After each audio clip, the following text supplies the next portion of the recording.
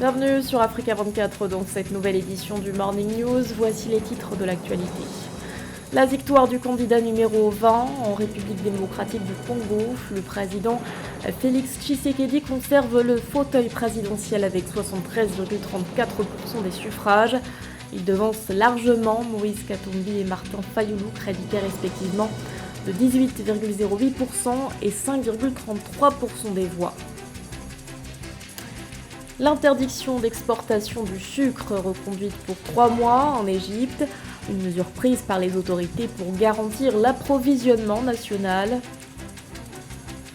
Et puis, coup de projecteur sur la première édition du Carnaval international de Ouidah au Bénin, un rendez-vous culturel qui a vu la participation de nombreuses délégations étrangères.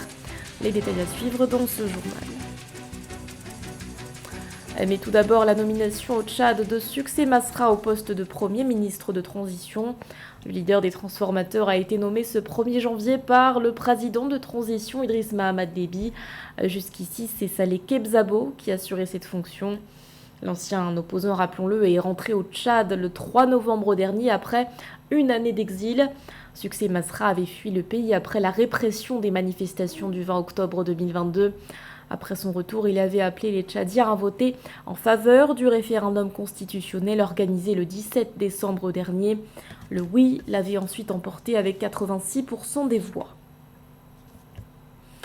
C'est dans un esprit d'ouverture que j'exercerai ce deuxième mandat. Ce sont les mots du président congolais Félix Tshisekedi après sa victoire à l'élection présidentielle du 20 décembre.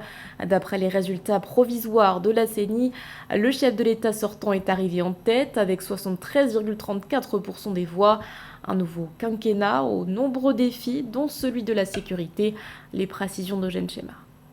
La Commission électorale nationale de la République démocratique du Congo souhaitait que le peuple congolais commence l'année 2024 en connaissant son leader. C'est chose faite selon les résultats provisoires publiés par la CENI le 31 décembre 2023.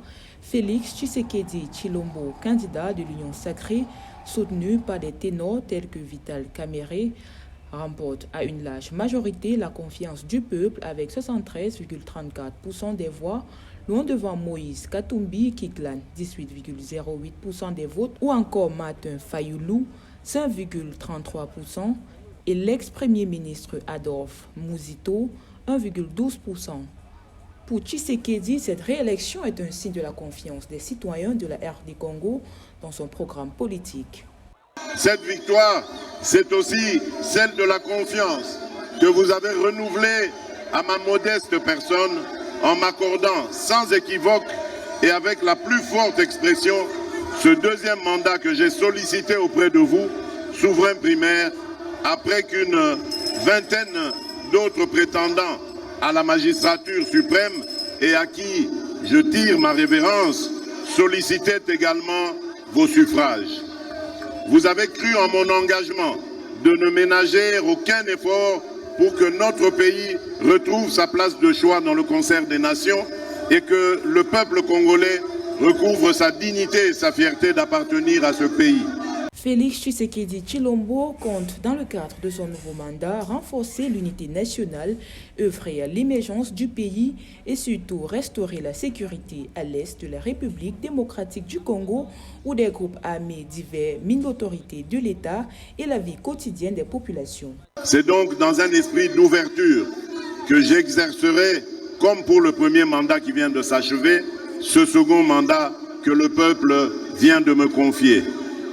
En effet, cette victoire est une victoire pour relever nos défis d'intérêt national, notamment le défi de la sécurité, le défi de l'emploi, le défi de l'interconnexion de notre pays, le défi de la modernisation de notre administration, bref, le défi de l'accélération de la marche de notre pays vers l'atteinte et la maximisation de son plus haut potentiel, sans oublier les défis mondiaux pour lesquels notre voix est attendue. La conférence épiscopale nationale de la RDC et l'Église du Christ au Congo ont présenté des irrégularités lors du vote, tout en signalant cependant que ces dernières étaient partielles mais pas généralisées.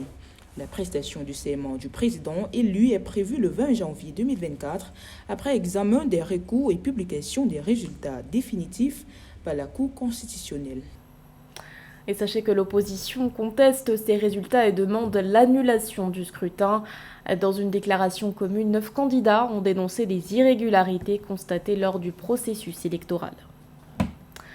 Face à l'insécurité qui persiste au Burkina Faso, les autorités renforcent leurs dispositifs sécuritaires.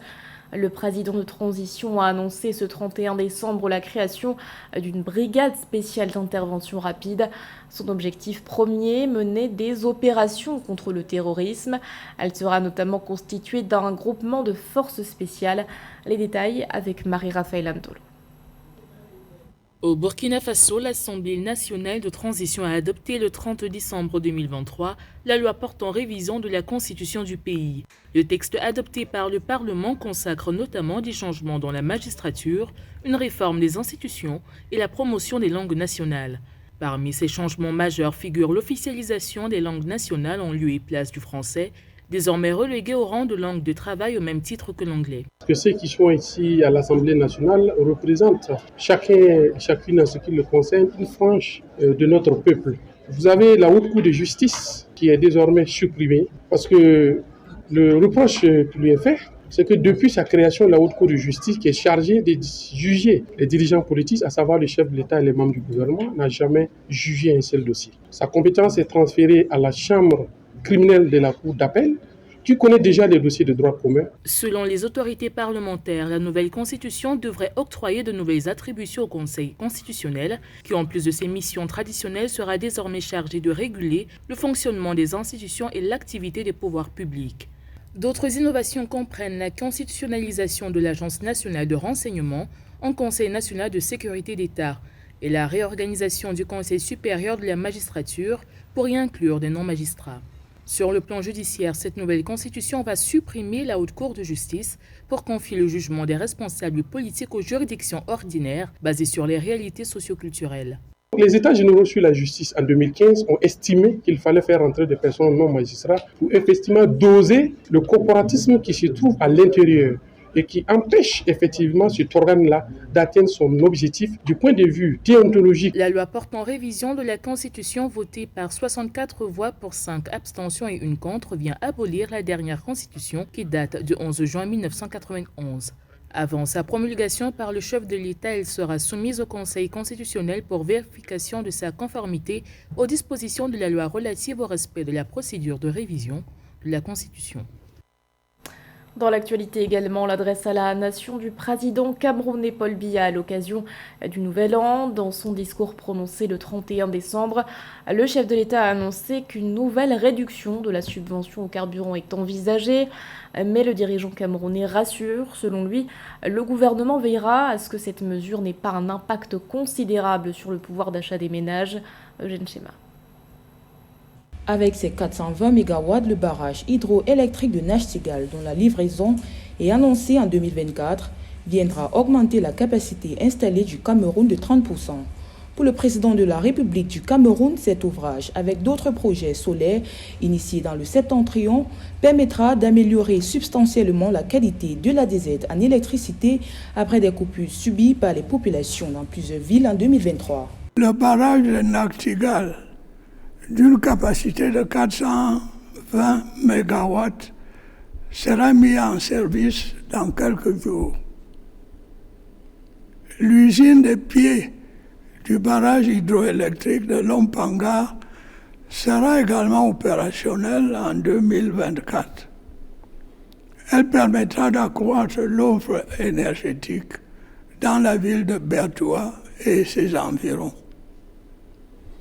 Plusieurs autres projets d'ouvrages hydroélectriques sont également envisagés ou en train d'être lancés. Il s'agit notamment des barrages de Kikot, de Mikouban, de Grand Téouin et de Biné à Warak.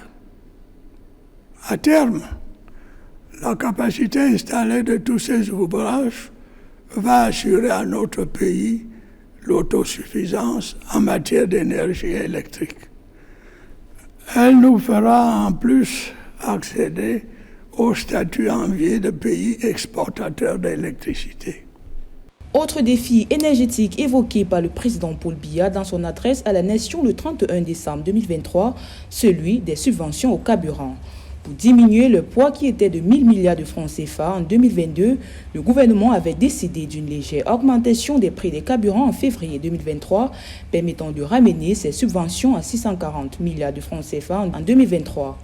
Une situation qui pèse toujours sur le budget de l'État et qui limite les capacités d'investissement dans des projets infrastructurels de développement. Pour le président camerounais, le gouvernement n'aura très certainement pas d'autre choix que de réduire à nouveau la subvention tout en veillant à ce que les ajustements nécessaires n'impactent pas substantiellement le pouvoir d'achat des ménages. Vous devez savoir que dans le but de maintenir les prix à la pompe à leur niveau actuel, qui est largement inférieur à celui pratiqué dans les pays voisins, l'État doit, au prix d'importants efforts financiers, fortement subventionner les importations de produits pétroliers.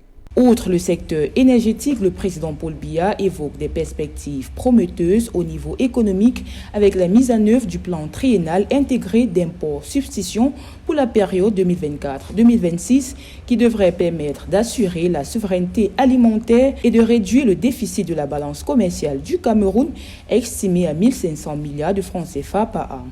Le secteur des mines est aussi présenté comme un secteur en essor pour la prospérité économique avec le démarrage de l'exploitation des gisements de fer de Kribi, Lobé, Bipindi, Grand Zambi et Balam Nabeba.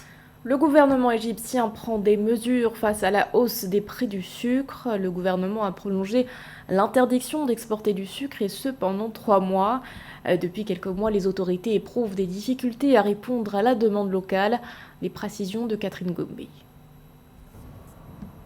Le ministère du Commerce et de l'Industrie de l'Égypte a prolongé le 28 décembre 2023 l'interdiction d'exporter tous les types de sucre pendant 3 mois. L'exécutif égyptien souhaite ainsi satisfaire la demande locale en priorité et faire ralentir l'inflation. Cette mesure vient renforcer une série de résolutions et d'interventions, notamment l'injection de volumes supplémentaires de sucre sur les marchés et le renforcement des pouvoirs des autorités réglementaires pour contrôler les prix en hausse de 78,2%. Le conflit russo-ukrainien et le conflit à Gaza ont entraîné une perturbation des taux d'approvisionnement et une hausse du prix du sucre sur le marché égyptien et international. Un autre problème que nous avons relevé est le changement climatique qui a lourdement affecté la production à cause de la sécheresse.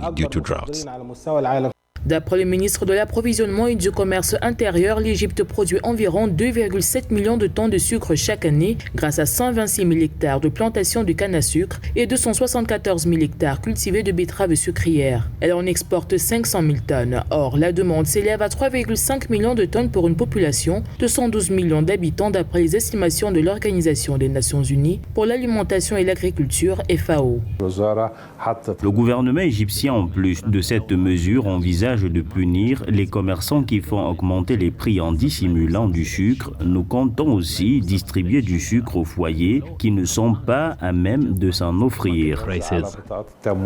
Depuis janvier 2023, l'Égypte est confrontée à d'importants défis pour gérer la hausse des prix des produits de base tels que le sucre, le riz, les oignons et les œufs. Bien que l'inflation globale annuelle de l'Égypte ait décéléré de 36,4% en novembre 2023 contre 38,5% pour le mois d'octobre, l'Agence centrale pour la mobilisation publique et les statistiques estime que les prix des aliments et des boissons en novembre 2023 ont enregistré une augmentation de 63,9% par rapport à novembre 2022. Plus de 4000 personnes y ont pris part. Le Bénin a clôturé ce 31 décembre la première édition du Carnaval international de Ouida, un événement culturel où danse et tradition ont rassemblé les communautés. Ce rendez-vous reflète aussi une ambition des autorités, faire de Ouida la première destination touristique de l'Afrique de l'Ouest. Reportage de notre correspondant Lefty Ono. Venus de Lomé au Togo, les artistes danseurs de l'association Adepoma, groupe artistique spécialiste des échassiers, effectue une dernière répétition au centre Ganvert, au fort français de Ouida. À travers cette animation folklorique, ils s'apprêtent à faire une bonne prestation. On a commencé ici avec cette ambiance-là pour montrer aux gens que personne ne viendra pas faire à notre place, c'est nous-mêmes qui devons faire ça. Embarqués dans leur véhicule, nous sommes arrivés à la maison de la culture de Ouida lieu du rassemblement général des acteurs de scène du Carnaval international de Ouida, CIO. Sur place, on aperçoit les jeunes filles de la compagnie de danse Océan Sika qui finalisent leur maquillage artistique afin d'exécuter la danse royale à Djogan de Porto-Novo pour la déambulation artistique. Nous utilisons le oué pour maquiller les femmes princières qui exécutent la danse à Djogan. C'est un symbole qui valorise la danseuse de ce rythme royal.